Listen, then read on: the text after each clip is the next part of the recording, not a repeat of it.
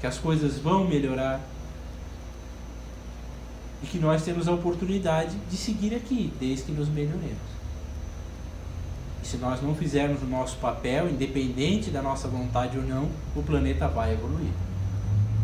Só que nós talvez não recebamos mais oportunidades de continuar aqui.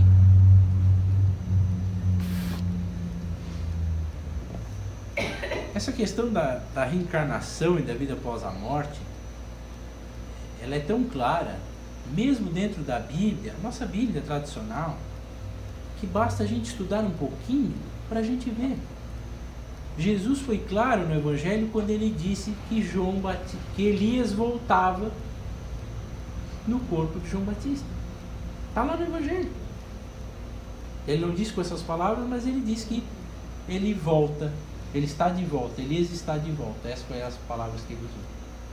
Existe uma série de passagens. Mas nós não queremos ver, nós não buscamos a informação. Nós não estudamos nem a Bíblia tradicional, muito menos as coisas do Evangelho Espírita. E como é que a gente vai melhorar a nossa vida? Com conhecimento. Não há outro jeito. Para mim fazer uma coisa melhor no meu trabalho, para melhorar o meu trabalho, lá na empresa onde eu trabalho, eu preciso conhecer mais. Eu preciso fazer um curso melhor. Eu preciso buscar uma capacitação. E na nossa vida também é assim. A doutrina espírita nos traz uma mensagem muito forte de esperança. Eu acho que quem conhece a doutrina, cada um tem uma visão sobre ela, do que ela representa. Mas para mim, doutrina espírita representa esperança. Porque eu já perdi entes queridos na minha vida. E sei a dor que é. E a doutrina espírita nos diz e nos prova que a morte não existe. E mais, que todos nós vamos nos reencontrar um dia. E quando a gente começa essa mudança de hábito, essa mudança de sintonia, nós vamos começar a receber informações do mundo espiritual. Todos nós somos médios em algum grau. Mediunidade não é só aquele que senta lá na mesa no trabalho mediúnico e um espírito dá a palavra através dele, ou a escrita através dele. A mediunidade nós vamos começar a sentir como inspirações. Nós vamos sentir muitas vezes a presença de bons espíritos, de espíritos familiares. Vou contar duas passagens minhas rapidamente. O ano passado, em novembro, meu filho nasceu, o primeiro filho. Nós fomos para a maternidade, eu e minha esposa, e meu pai desencarnou quando eu tinha 5 anos. E nunca recebi nenhum tipo de psicografia, notícia dele ou qualquer coisa parecida. Até tive notícia de muitos familiares encarnados, dos avós, de tios, e ninguém nunca relatou o nome do meu pai nessas mensagens. E naquele dia de manhã, eu não tenho mediunidade de visão, né? Nenhum espírito dá mensagem através de mim, mas eu aprendi a me sintonizar com o mundo espiritual. Quando eu estou bem, quando eu estou com boas energias, bons pensamentos, eu consigo sentir a presença dos bons espíritos e dos ruins também. E naquele dia de manhã, chegando no hospital regional, nós fomos fazer o cadastro lá da entrada, né? Foi cesariana, né? E quando nós sentamos na cadeira, eu disse para minha esposa: tem 2 espíritos aqui junto com nós. E ela disse: não tem? Não estou sentindo nada? Tem. Tenho certeza que tem. E eu nunca tive tanta certeza na minha vida de alguma coisa como aquele momento. Nós acabamos a inscrição, fomos para o quarto, do quarto fomos para o centro cirúrgico, e ela deu entrada primeiro, eu fiquei esperando lá fora, e quando eu sento no sofá, eu tive a certeza absoluta que o meu pai estava ali. Eu caí em choro, as pessoas provavelmente que estavam ao meu redor achavam que eu estava doido, né? Porque um homem desse tamanho sentado lá no sofá sozinho chorando, mas eu não resisti, porque eu tive a certeza que ele estava ali. E isso foi porque eu sou melhor do que alguém? Não. Foi porque naquele momento a minha energia era tão boa, tão positiva, de alegria pela chegada do filho, que eu consegui me sintonizar com ele. Provavelmente ele deve guiar meus passos, andar junto comigo durante há muito tempo já. Mas naquele momento eu senti. Então isso é a doutrina espírita. Essa é a mensagem que a doutrina vem nos trazer. Que a vida é boa. Que a vida é para ser vivida. Nós temos capacidade de ser felizes. Mas nós precisamos fazer a nossa parte. E não é tão difícil. O mentor da casa lá, onde eu frequento em Rio do Sul, no Centro Espírita Operários do Bem, ele nos recomenda que não façamos o Evangelho uma vez por semana. Que façamos todos os dias. Porque o mundo espiritual bom está trabalhando muito, mas o negativo também está. Porque o sol, como eu disse, está amanhecendo, a transição está acontecendo, está ofuscando muita gente esse sol.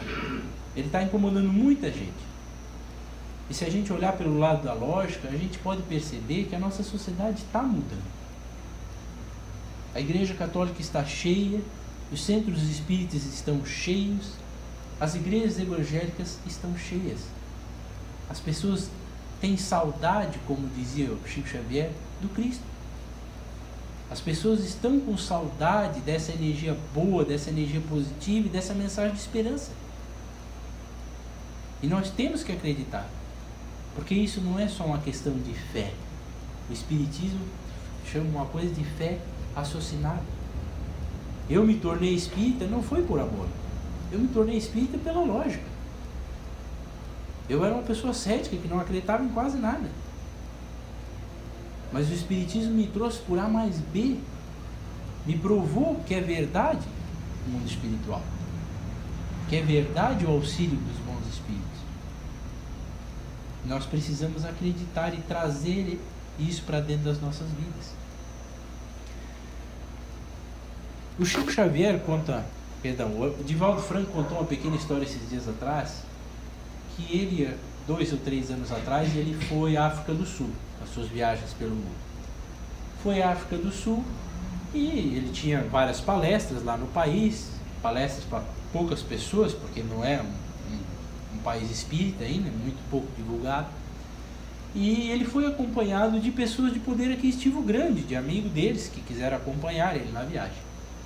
E chegando num hotel muito bonito, e eles foram se servir, foram jantar.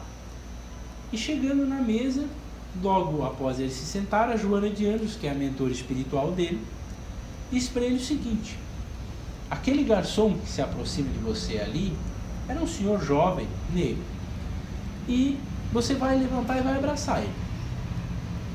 E o Divaldo disse: eu não vou abraçar ele, eu morro de vergonha dessas coisas, eu não abraço ninguém, abraço mal, né, meus conhecidos, eu tenho vergonha de chegar uma pessoa desconhecida e dar um abraço nele. E ela disse para ele: você vai abraçar ele. E ele ficou naquela, no pensamento mental e até balbuciou algumas palavras, as pessoas estranharam, ele estava falando sozinho.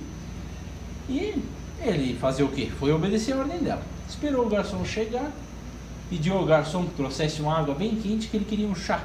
E ele detesta chá, mas ele não sabia o que dizer. O garçom foi lá, trouxe uma água bem quente. Quando estava servindo o chá a ele se levantou e abraçou o garçom. E o garçom não entendeu nada.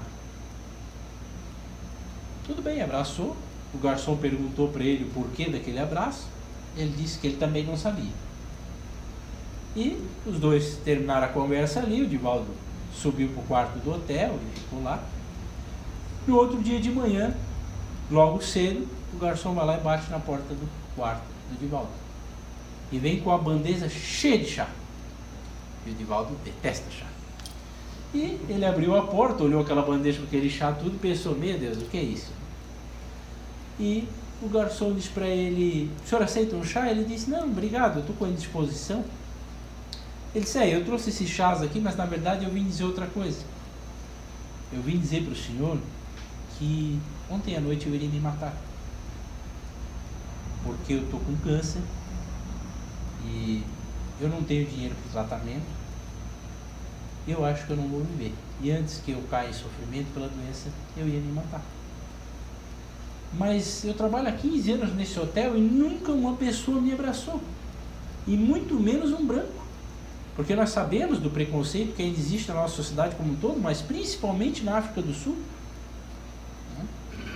E ele disse: muito menos um branco. E aquilo me comoveu de uma maneira que eu decidi não me matar mais. E cheguei em casa e contei a minha esposa. E ele nesse momento chorava copiosamente. O Divaldo não soube o que fazer, deu mais um abraço nele, voltou para o seu quarto e entendeu o porquê a Joana tinha mandado ele dar um abraço no rapaz. E a Joana nesse momento apareceu para o Divaldo e disse a ele: este jovem, ele vai ser um dos precursores do espiritismo aqui na África do Sul. Ele não vai desencarnar. A aprovação dele é passar pela doença, mas é seguir adiante.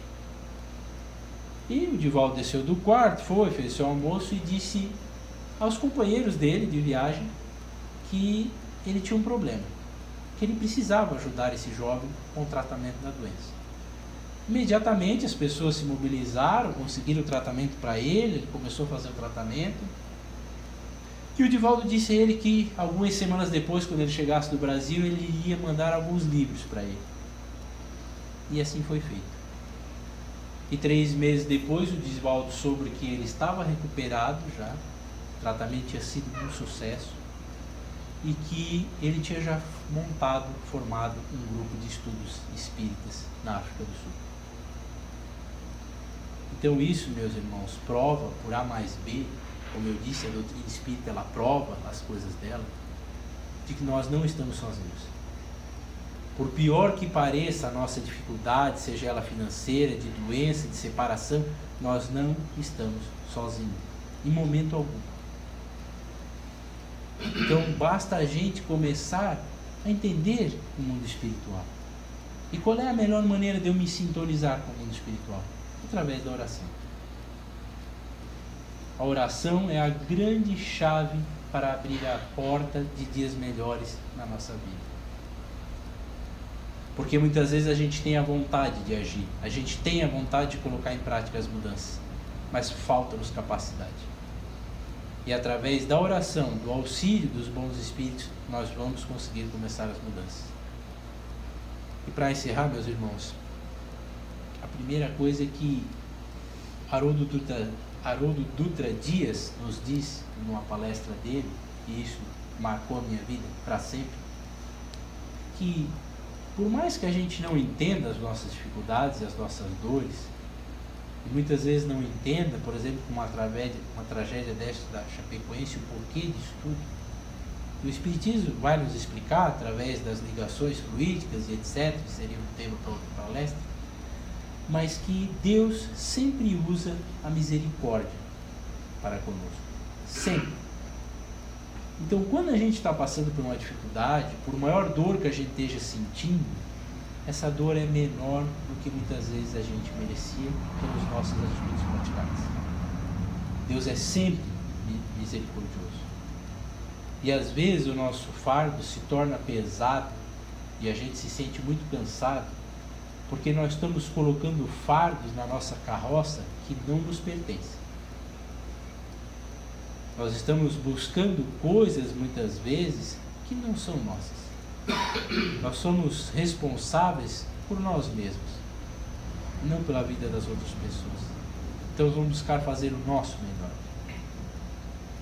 E tem uma pequena história rápida que Humberto de Campos nos traz através de Chico Xavier, de que nós sabemos que temos as categorias de espíritos. O Espiritismo nos traz isso. Os inferiores, os medianos, que é o nosso nível, e os espíritos puros. Mas o que vem depois dos espíritos puros? Depois dos espíritos puros vem os espíritos crísticos. Aqui, no nosso planeta, só teve um.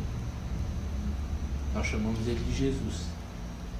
E os espíritos crísticos não cometem mais erros, nem quando encarnados. Então Jesus, quando esteve aqui, ele não errou em nada do que ele deixou para a gente. E ele continua governando esse planeta. E ele não comete erros. Então guardemos essa certeza, que apesar das dificuldades, ele está no leme e ele está sempre nos trazendo boas energias. E se ele não comete erros, meus irmãos, é porque as coisas precisam caminhar da maneira que estão indo.